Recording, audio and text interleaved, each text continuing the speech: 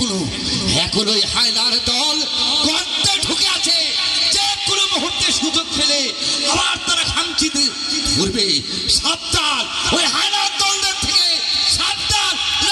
আমি যাই, আমি যাই, ওরা আসছে, ওরা আসছে, আমি যাই। আমি না করলে অন্তত আপনারা কেঁদে ফেলতেন। আমি সেই মুক্তিযোদ্ধা, এই দেশের স্বাধীনতার জন্য আজকে ধরেছিলাম, বুকের রক্ত ঢেলে দিয়ে যুদ্ধ করতে পেরেছিলাম। একটা আমার ওই ইতিহাস বলবো না, ওই ইতিহাস যদি আমার মাথায় চলে আসে আমি মাথা ঠিক রাখতে পারি না। আমি দল নিয়ে চলে গেলাম, যুদ্ধের সম্মুখ যুদ্ধ চলছে। হঠাৎ করে করে শব্দ হয়ে গেল। আমি ডাল দিকে তাকিয়ে দেখি আমার সহযোদ্ধা পড়ে আছে শুধু কয়লা আর কয়লা। তারপরে একটি বোম ফেটে রকেট বোমে তারা ধ্বংস হয়ে গেল। কমান্ডার বলল, এগোতে থাকো, পাকিস্তানি হায়নাদের এদেশ থেকে দূর করতেই হবে, এগোতে থাকো। আমার করে এগোতে থাকলাম। এগোতে এগোতে হঠাৎ করে বাম দিকে আর একটি শব্দ হলো।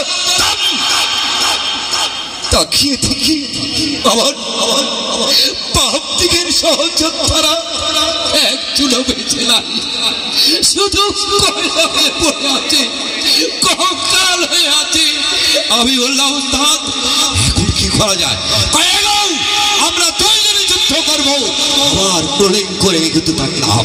হঠাৎ করে একটা শব্দ, আমার আর জ্ঞান নেই, আমি বুঝতে পারিনি।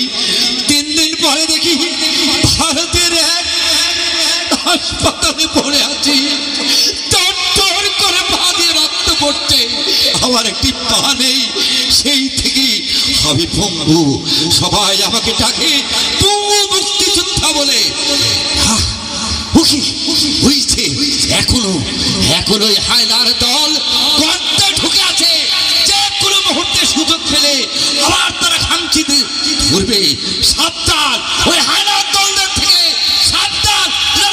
আমি যাই, আমি যাই, ওরা আসছে, ওরা আসছে, আমি যাই।